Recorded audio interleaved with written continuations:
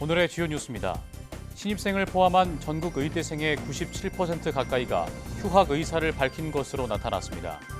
전국 의과대학 학장들은 지금의 상황이 계속되면 학생들이 치를 대가가 너무 크다며 의대생을 향해 1학기에 복귀해달라고 호소했습니다. 지구온난화로 기온이 1.5도 이상 높아지면 세계 식량 생산량의 3분의 1이 줄어들 것이라는 연구 결과가 나왔습니다. 특히 저위도 지역은 작물 다양성이 크게 줄어 작물 생산량의 최대 절반까지 위험에 처할 수 있습니다. 트럼프 미국 대통령이 2기 집권 첫 상하원 의회 연설에서 한국의 관세가 미국보다 4배가 높아 매우 불공정하다고 주장했습니다. 또 미국 투자를 유도하는 반도체법도 폐지해야 한다면서 그 돈을 부채 절감에 써야 한다고 밝혔습니다. 정부가 급변하는 산업 환경에 대응하기 위해 반도체와 AI 등 첨단 전략 사업에 50조 원을 지원하기로 했습니다. 중소 중견 기업은 물론 대기업까지 적극적인 지원에 나선다는 방침입니다. 여러분 안녕하십니까? 사이언스 투데이 시작합니다. 대한의과대학 의학전문대학원 학생협회, 이른바 의대협이 전국 의대생의 97% 가까이가 휴학 의사를 밝혔다고 주장했습니다. 의대협이 지난달 3일부터 27일까지 전국 40개 의대 재학생 19학번부터 24학번까지 18,326명을 조사한 결과 이 가운데 96.6%인 17,695명이 이번 1학기를 휴학하겠다고 학교 측에 밝힌 것으로 파악됐습니다. 의대협 관계자는 학생들이 가장 문제라고 생각하는 건 필수 의료정책 패키지라며 대다수 학생이 같은 의견을 낸다는 게 얼마나 문제가 심각한지 말해준다고 강조했습니다. 전국 의과대학 학장들이 새 학기에도 돌아오지 않는 의대생을 향해 복귀해달라고 호소했습니다. 의대 학장 협의체인 한국의과대학 의학전문대학원협회는 학생들에게 보내는 서신에서 1년간 의사 양성이 중지돼 의료계에 많은 부작용이 드러날 거라며 이를 1년 더 반복하면 우리 사회와 학생들이 치러야 할 대가가 너무 크다고 밝혔습니다. 이어 1학기에 복귀하지 않으면 2년째 의사 배출이 중단되고 2026년엔 3개의 학년이 함께 1학년을 맡게 돼 도저히 교육을 감당할 수 없는 상태가 된다고 설명했습니다. 또 미래 의사를 양성하는 교육기관인 의과대학을 대한의사협회가 대변하기엔 한계가 있어 의대협회가 정부를 설득하겠다며 현명한 판단을 해달라고 당부했습니다. 의대생들의 복귀 움직임이 없는 가운데 올해 신입생들은 곤란한 처지에 놓여 있습니다. 일부 대학에서 선배들이 신입생들에게 휴학을 종용하거나 수업 거부를 강요하는 상황이 발생하고 있는데 교육부는 경찰의 수사를 의뢰하고 엄정 대응하겠다고 강조했습니다. 염혜원 기자입니다. 올해 의대에 입학한 신입생들은 대입 첫 학기부터 이러지도 저러지도 못하는 상황에 놓였습니다. 학교에서는 수업에 나오라 하고 선배들은 수업 거부에 동참할 것을 요구하고 있기 때문입니다. 수도권의 한 의대에서는 신입생 오리엔테이션에 온 선배가 한날 한시에 다 같이 수업을 중단하자고 제안했고 영남소재대학에선 선배가 9시간 넘게 휴학에 동참하라고 강권했다며 신입생이 학교에 신고하기도 했습니다. 시한을 정해주고 실명으로 동참 여부를 투표하라고 하는 경우도 있었습니다. 참여하지 않으면 의대 족보를 받지 못하는 등 사실상 외부인으로 지낼 것을 각오하라는 위협도 듣습니다. 교육부는 지난해 12월부터 현재까지 이 같은 위협 행위 5건을 경찰에 수사 의뢰했다고 밝혔습니다. 신입생 오리엔테이션을 통해 휴학을 강요하고자 하는 있을 수 없는 범죄 행위가 발생하고 있습니다. 이에 교육부는 학생들의 교육받을 권리를 보호하고자 수사를 의뢰하는 등 엄정히 대응하고 있습니다. 교육부는 신입생 60%가 이번 학기 수강 신청을 한 것으로 집계됐다고 밝혔습니다. 또 각 대학이 신입생과 학부모에게 수업 거부 시 학칙에 따른 불이익을 받을 수 있다는 내용을 자세히 알리도록 조치했다고 설명했습니다. 하지만 결국 개강 첫날 강의실이 텅텅 비는 사태는 올해도 막지 못했습니다. YTN 염혜원입니다. 국내 연구진이 췌장, 대장과 같은 두꺼운 3차원의 생체 조직을 염색 없이 고해상도로 관찰할 수 있는 기술을 개발했습니다.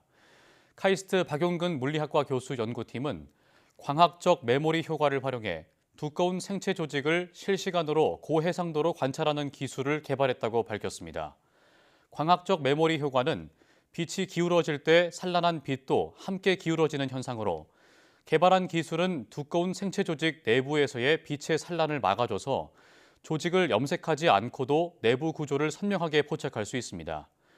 연구팀은 이번 연구가 조직 병리학과 신약 개발, 생물학 연구 등 다양한 분야에서 활용될 수 있는 새로운 이미징 기술을 제시했으며 기존 기술이 극복하지 못한 심층 조직 이미징의 한계를 뛰어넘었다고 설명했습니다. 비만 아동과 청소년 가운데 음식 중독 증세가 심각한 경우 감정과 행동을 조절하는 데도 어려움을 겪는다는 연구 결과가 나왔습니다. 질병관리청은 한림대 가정의학과 박경희 교수팀이 연구한 결과 음식 중독 고위험군에 해당하는 아동들은 정상군보다 자존감이 낮고 가족 간의 정서적 교류나 지지 등도 떨어졌다고 밝혔습니다. 또 음식 중독 증상이 많을수록 불안이나 우울과 같은 감정 문제 또는 충동적 행동 문제가 심화하고 학업 수행 능력 점수는 낮아지는 경향을 보였다고 설명했습니다. 음식 중독은 특정 음식에 대한 강한 욕구를 느껴서 필요 이상으로 과도하게 섭취하는 현상을 말합니다.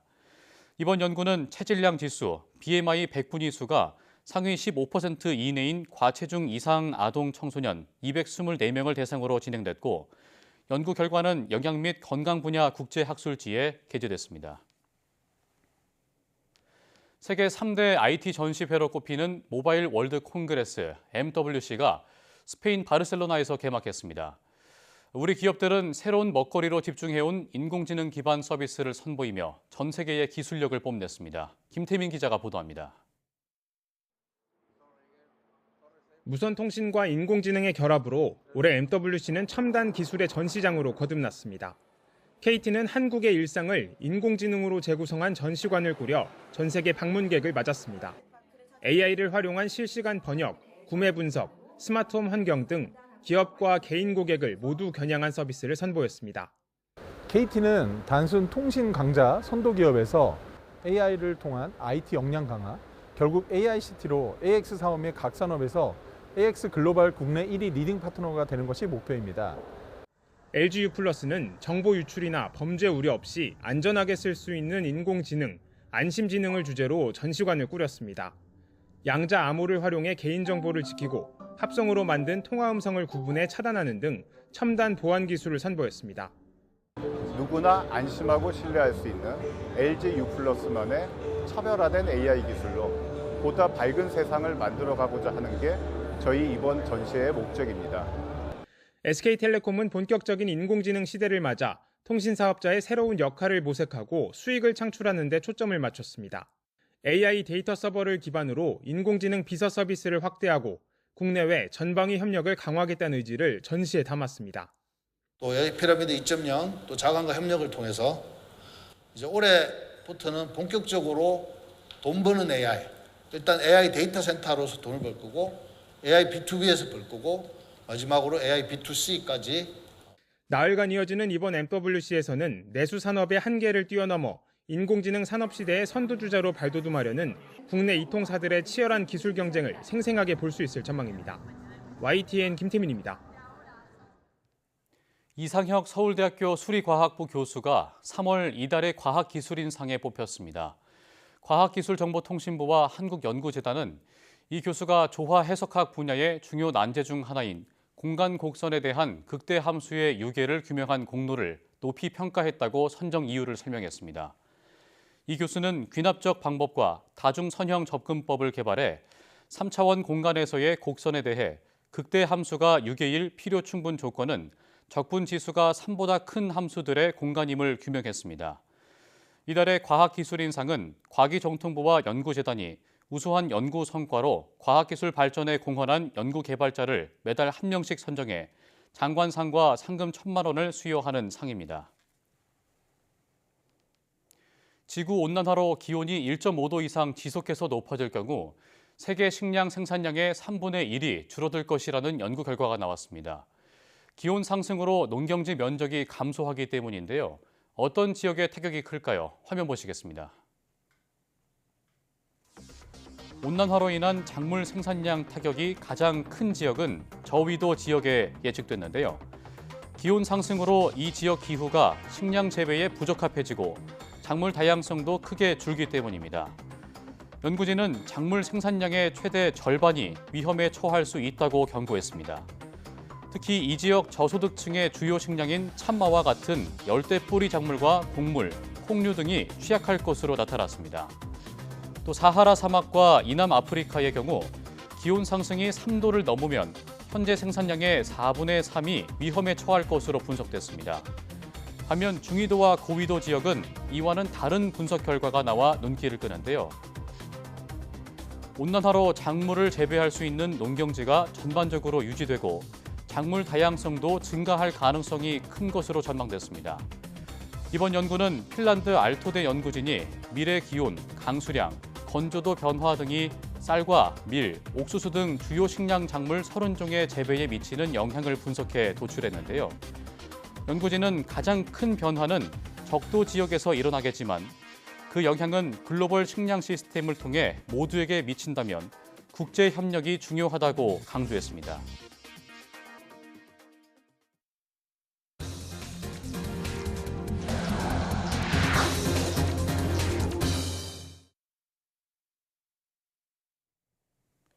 도널드 트럼프 미국 대통령이 워싱턴 DC의 미 연방의회에서 열린 2기 첫 상하원 협동회의 연설에서 미국이 돌아왔다고 강조했습니다.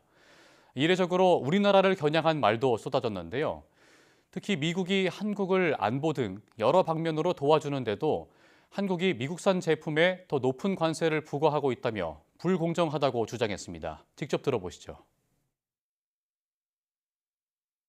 And South Korea's average tariff is 4 times higher. Think of that, 4 times higher. And we give so much help militarily and in so many other ways to South Korea, but that's what happens. This is happening by friend and foe. This system is not fair to the United States and never. 도널드 트럼프 미국 대통령은 또 전임 조 바이든 행정부 시기에 제정된 반도체법 폐지 방침을 밝혔습니다.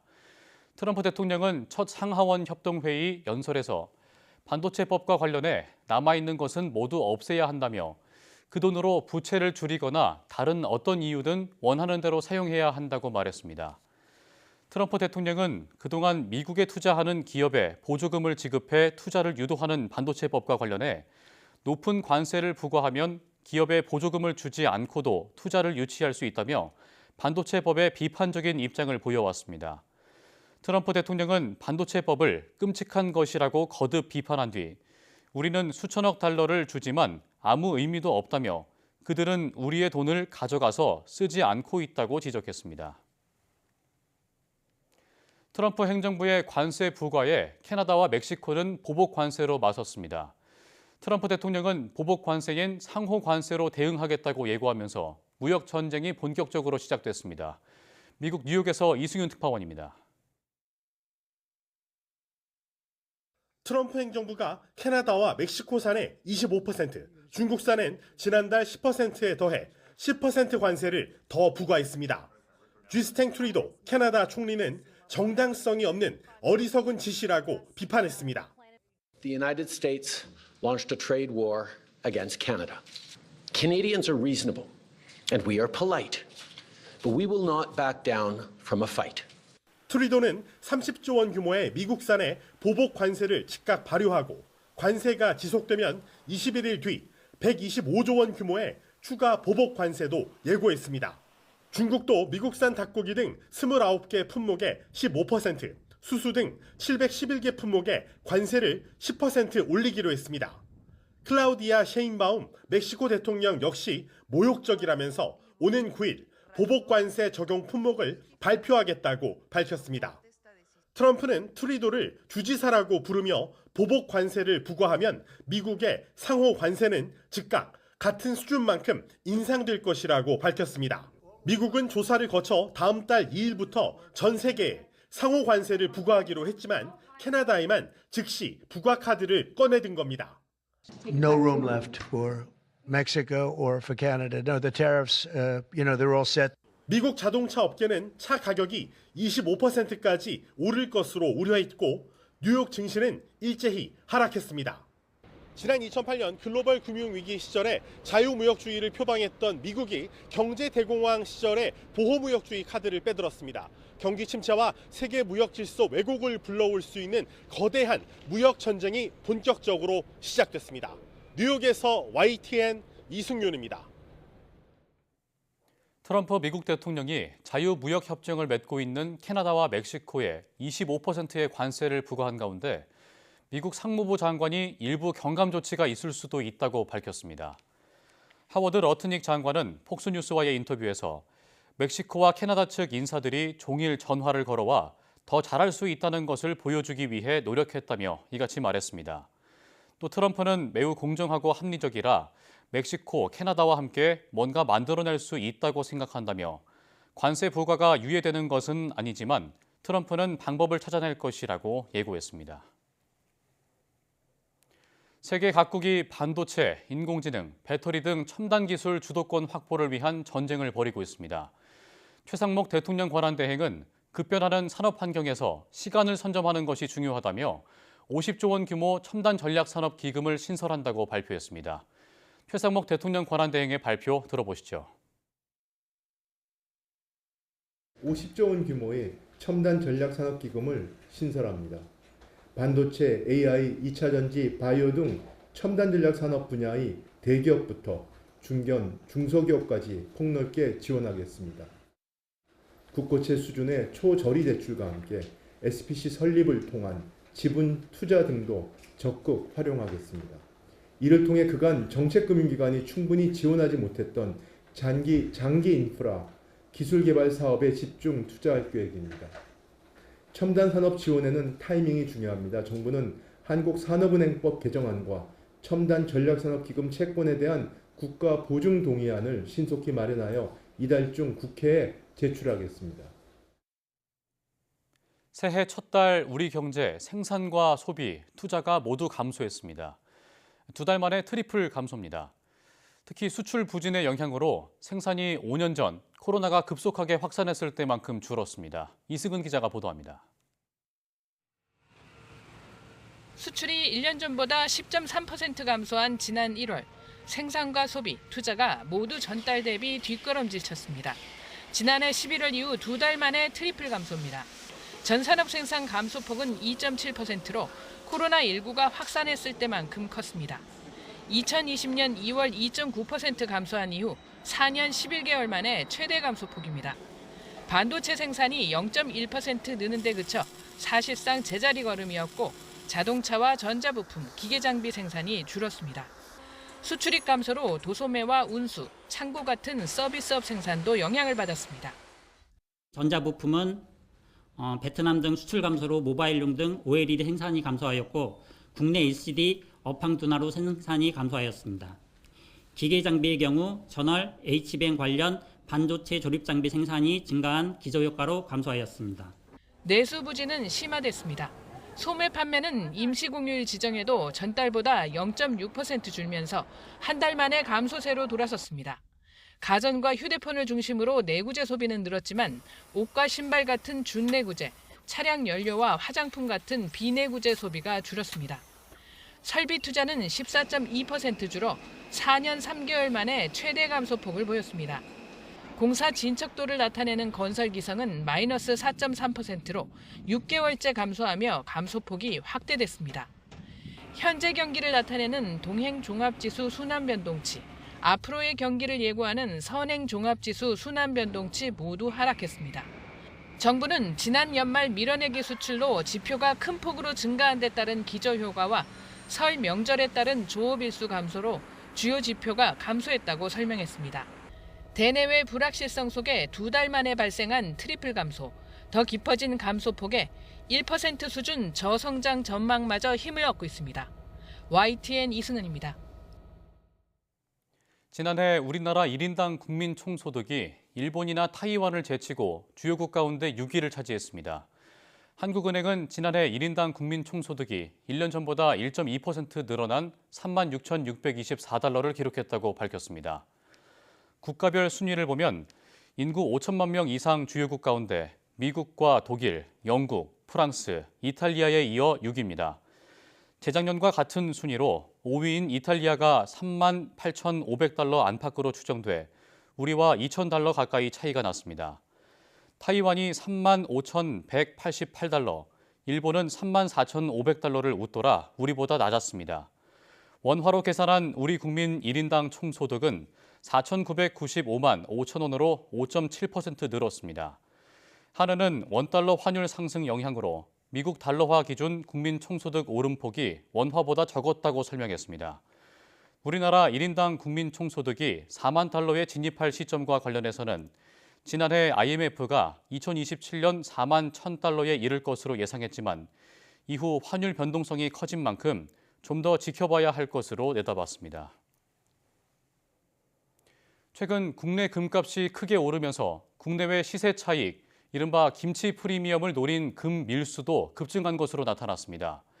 캐리어 바퀴에 숨긴다든지 겉을 은으로 도금하는 등 수법도 다양해졌는데 당국은 여행객들이 금괴 운반책으로 이용당할 수 있다며 주의를 당부했습니다. 황혜경 기자가 보도합니다. 언뜻 보면 평범해 보이는 불상 조각입니다. 은회색이지만 알고 보면 속은 금괴입니다.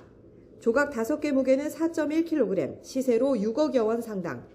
홍콩에서 온 중국인이 벨트와 속옷 안에 숨겨 들여오다 적발됐습니다. 아예 목걸이 형태로 제작한 제품도 있고 금괴를 고리 모양으로 만들어 캐리어 바퀴 안쪽에 숨겨 들어오는 등 수법도 다양합니다.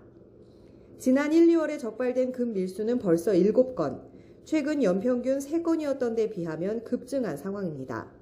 국제 금 시세보다 국내 금값이 폭등하는 이른바 김치 프리미엄을 노리고 밀수가 증가한 탓입니다. 우리나라에서 금을 밀수하다 적발되면 5년 이하의 징역 또는 관세액의 10배 등 벌금형을 받게 됩니다. 단순히 운반만 해준 경우에도 밀수입죄, 밀반송죄로 처벌될 수 있어서 주의가 필요합니다. 실제로 관세청이 최근 찰흙 형태로 가공한 금가루를 홍콩에서 우리나라를 거쳐 일본으로 보내려던 일당을 적발했는데 공짜 여행 등을 미끼로 일반인을 유인해 운반책으로 활용한 것으로 드러났습니다. 국민들께서는 무료 항공권 제공 등에 현역되어 금을 단순 운반하는 경우에도 밀수입죄로 처벌받을 수 있으므로 각별한 주의를 당부드립니다.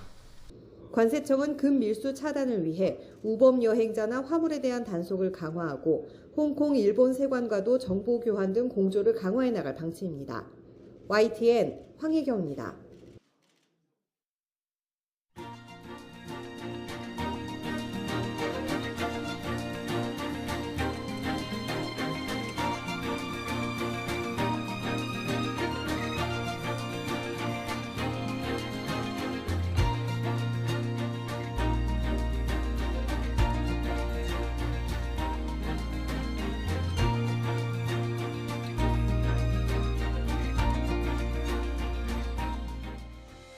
미국이 현지 시간으로 지난 4일 캐나다와 멕시코, 중국에 새로운 관세를 부과했습니다.